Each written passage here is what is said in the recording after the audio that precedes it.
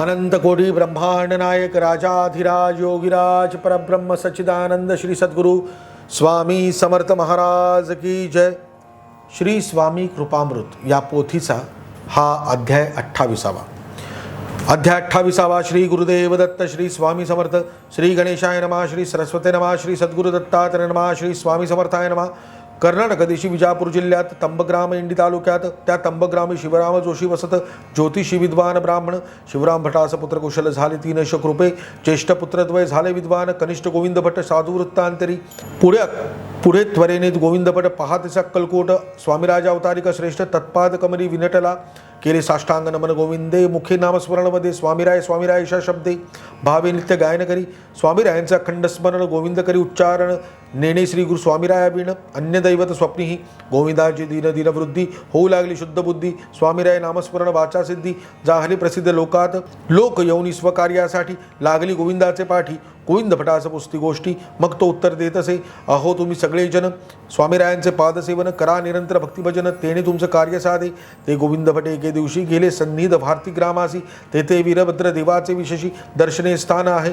त्या भारती ग्रामी राचप्पा बोधी वणिक सावकार अप्रमादी ईश्वर भक्त भाविक वरदी कवन करीत असे साधारण वणिकाचे दैवत वीरभद्र त्या देवावरी कविता पदे अपार नूतन केली भक्ती ज्ञानावर। राचप्पा भक्त धनिके राचप्पा आणि गोविंद भट या उभयतांची पडली गाठ। गोविंद वदे दत्तावतार स्वामी श्रेष्ठ तद्गुण वर्णन करावे। राचप्पा म्हणे एक ईश्वर वाचून अन्यावरी मी न करी कवन गोविंद हे वचन ऐकून वदे ठीक आहे बरे। मग गोविंद आले आपले गावा बोले स्वामीराया सदाशिवा हरिहर विष्णू वासुदेवा केला आपला अनादर अत्यंत खेद वाटला मानसी।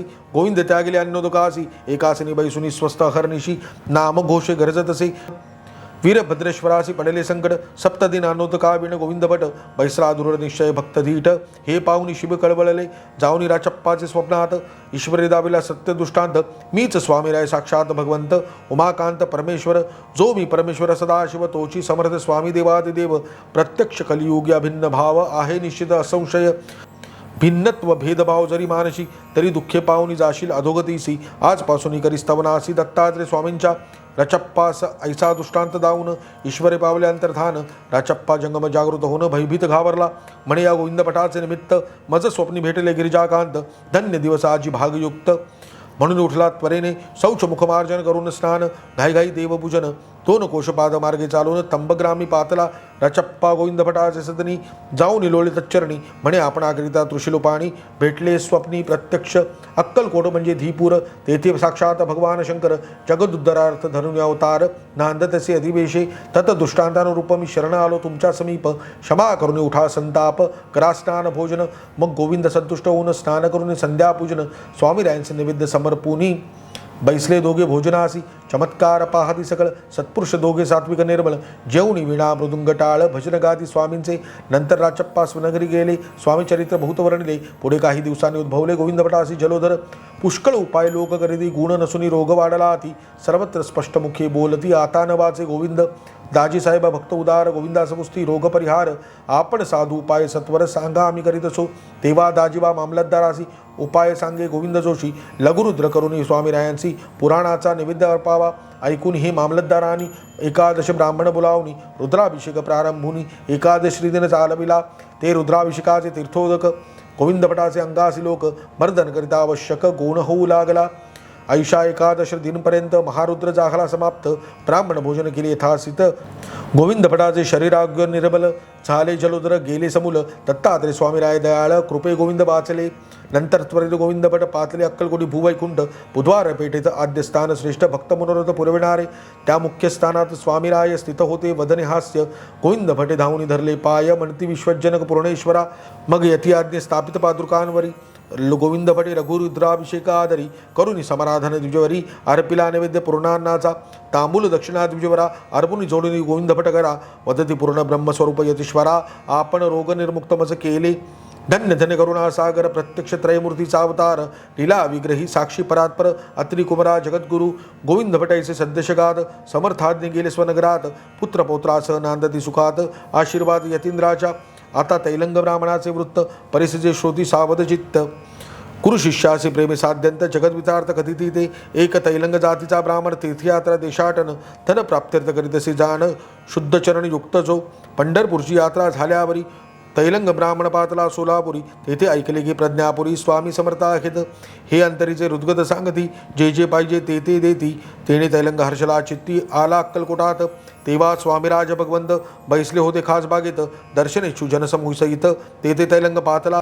यतींद्रासी साष्टांग प्रणाम. तैलंग ब्राह्मणे घातला प्रथम. कवी मुनी सज्जनांचे जीवन परम. विश्रांती धाम देखिले यती उत्पत्ती वदती विप्रासी. कवन हेतू असे मानसी, तीर्थे फार करुणी आलासी. हुडकावे यथवर तदा वदे तैलंग ब्राह्मण. संसारी गांजलो झाले ऋण. पुष्कळ गे देशाटन. ऋणमुक्त भाव यदर्थ. ऋणमुक्त भाव या उपाय दिनासी सांगा हो स्वामीराय. जेणे ब्रह्मस्व फिटून जाय माय बापा गुरुवर्या. योगीराज वदती त्या काली. रम्य नसते संन्यासाजवळी. कृष्ण मृत्तिका पाहिजे असली तरी ती घेऊन जावेत वा. गुरुवाक्य ऐकून तैलंग म्हणे पार्थिव करण्याचा उपयोग होईल म्हणून पडशिता भंग. मृत्तिका ढेप बांधिली. गुरुपाद बंधुनी विप्र निघाला. हळूहळू हैदराबादेस गेला.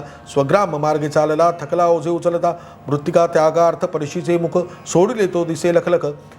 शुभ स्वच्छ रौप्य सुरेख देखुनी तैलंग हर्षला. स्वनगरी जाऊन सदनात गाठोडे ठेवी एकांत गुप्त. कांतावधी काय झाले प्राप्त तो जन बहु धावले. मग बाहेर काढले मृत्तिका ढेप. सर्वांनी देखिले रजत रूप. एके बाजूला मृत्तिका अति अल्प दिसली कृष्ण वर्णाची. सर्वांची अघटित वाटले आश्चर्य. बोलती ईश्वर लीला गम्य. तैलंगाचे मनी होता संशय. म्हणून ऐसे जाहले. असो तैलंग लोभी ब्राह्मण. गृही जाऊनी झाला मुक्त ऋण. अभाविका सही दत्तात्रेय स्वामी प्रसन्न. होताची तया काय उणे. भाविक अभाविक किंवा पंडित. मूर्ख धनिक अथवा दीन संभावित. स्वजाती विजाती भेदादी हिताहित. सर्वत्र समान विलोकदी. तेजी श्रोते परिसा हो सम्यक. भीमा तीरी शिरगुरगावी एक. माधव शास्त्री नामक विद्वान ब्राह्मण वसतसे. शिरगुरगाव त्यास जहागीर असुनी जाहले ऋणफार. तेने माधवाचार्य चिंतातुर. तशात कुटुंब निवर्तले. कधी कधी ते माधव शास्त्री येत असती प्रज्ञापुरी. श्री स्वामीराज चरणी भारी प्रेम होते त्यांचे. त्या काली धनाचा अभाव. त्यातही प्रिय स्त्रीचा आठव. त्याही वरी ऋणचिंतेने शास्त्री माधव वेड्यासारखे जाहले. तेव्हा मानसी संकल्प उठिला. आता जावे अक्कलकोटाला. शरण व्हावे स्वामी चरणाला. तरीच तरुणोपाय असे. नंतर अक्कलकोटी येऊन स्वामी समर्थांचे चरण दर्शन करून प्रेम भावे वंदन. उभे ठाकले व्याकुल. मग बोलावून तयासी जवळ. यतिराज सिद्धगरानंद दयाळ. सुमुहूर्त सावधान शब्दे शुभफल. अर्पिती चणकांसह त्यासी माधवाचार्य लीनपणे भाषण करी. गुरुराया लोक करती माझी मस्करी. वृद्धपणी गुरुवरदा वाणी श्रेयस्करी. फळेल काय मज लागी. रौप्य मुद्रिका 5,000 ऋण आहे माझ्या माथ्यावर. वय झाले 50 वर्षांवर. विवाह संस्कार होईल कसा. ऐसे वधूनी स्तब्ध ठेले. मग योगाधीश्वर नमिले. आज्ञा मानून शास्त्री निघाले. आले शिरोळ ग्रामात. माधव शास्त्री यांचे आप्त शिरोळ ग्रामी होते वसत. त्यांचे गृही विवाह निश्चित. द्वयकन्यांचा नेमिला. कनिष्ठ कन्येचा वरवरड्यांचा आला सत्वर. सीमांत पूजन झाले यथाशास्त्र. त्या गृही माधव उतरले. ज्येष्ठ कन्येचा वरवरड्यांचं मंडळ गेले होते आणावयास. तेथे काही विपर्यास झाल्यामुळे परतले. कन्येचा पिता ऐकून वृत्त. खेदे बैसला चिंताग्रास्त. म्हणे धाव दयाळा भगवंत. निर्विघ्न कार्य सिद्ध करी.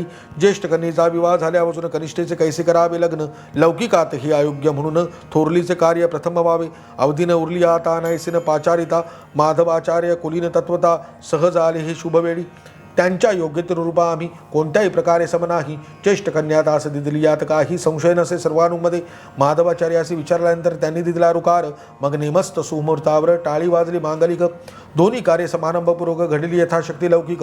त्यात विशेषत्वे तत्कालिक माधवासी रत्न लाभले. गाठी एक कपर्तिकही नसता. अकस्मात माधवासी कष्टविरहिता. कन्या स्वरूप सुंदर उपवर तत्वता. लादील स्वामीराज कृपे. दत्तात्रेय स्वामी रमा माधव तत्पाद कृपे शास्त्री माधव. नूतन भार्यसह मित्र बांधव आले अक्कलकोटासी. भार्यसह साष्टांग नमन. अस्तिक्य भावे घालून. माधवाचार्य उभे करद्वय जोडून. स्तोत्र्यापार वर्णिती. जय जय हो परमपुरुषा. दीनभक्तवत्सल करुणा विशेषा. आदि नारायण तव महिमा शेषा. व्यासादिकांसी अगम्य. या प्रकारे माधवी प्रार्थिता. स्वामी समर्थ गुरुदेव दत्ता. दया उपजुनी म्हणती ऋणमुक्त आता. भाल पुत्र पौत्रादी सह सुखी. ते समय मुंबापुरीचा भक्त हरिश्चंद्र नामे गुणवंत. पाषाणाच्या पादुका निर्मित उत्तम प्रकारे स्वामींच्या.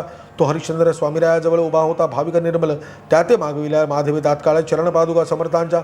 मग हरिश्चंद्र भक्ते उत्तम पादुका तयाते दिदिल्या तेव्हा सुमूर्ती अत्यंत गौरव करून माधवे स्वामीरायांच्या चरणांची पादुका लावल्या भावेची. नंतर गुरुपादुकांशी नमन केले साष्टांगी. स्वीकारुनी फलाधिक प्रसाद. माधव शास्त्री बंधुनी गुरुगोविंद. आज्ञा घेऊनी परमानंद पूर्वक गेले निज ग्रामासी. मध्व संप्रदायानुसार शालिग्राम शिलेचे तीर्थ वारंवार.